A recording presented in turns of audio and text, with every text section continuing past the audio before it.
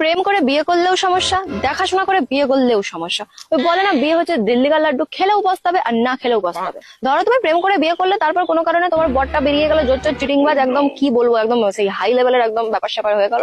তুমি ঘরে এসে কান্নাকাটি করলে যে এরকম ব্যাপার হয়েছে, এই ছেলে আমার ভালো নয়, বিয়ে করে আমি একটু খুশি নই, তখন ঘরের লোক বলবে প্রেম করে বিয়ে করেছিলিস, নিজে দেখাশোনা করে বিয়ে করেছিস, হবে না, এরকমই তো হবে, এমনই তো ছেলে পাবি, নিজের দেখায় বিয়ে কর। আর যদি ঘরের লোকের দেখায় বিয়ে করতিস, তাহলে কি এরকম দিন আসতো? কত ভালো ঘরে তোদের বিয়ে দিতাম, কত ভালো থাকতিস, সুখে শান্তিতে থাকতিস। আর এইখানে নিজে পছন্দ করে বিয়ে করেছিস, এখন তো তোকে ঘর করতেই হবে, এখন তো বলে লাভ নেই, বাবা মাকে কেন বলতে এসেছিস? নিজে বিয়ে করেছিস প্রেম করে, নিজেই বুঝে নে। এবার ধরো তোমার দেখাশোনা করে বিয়ে হলো, বাড়ি থেকে দেখে ধুমধাম করে অনেক জায়গায় দেখে ডেকে তোমার একটা বিয়ে দিল, তোমার একটা হিল্লে করে দিল।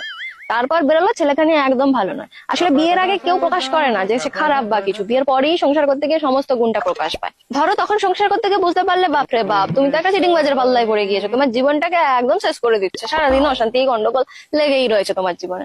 ঘরে এসে জানালে যে তোমরা কি ছেলেটাকে বিয়ে দিয়েছো, আমার জীবনটা পুরো শেষ করে দিল, আমার সমস্ত স্বাধীনতা কেড়ে নিল, আমার আর কিচ্ছু করার নেই। তখন ঘরের লোক কি বলে জানো?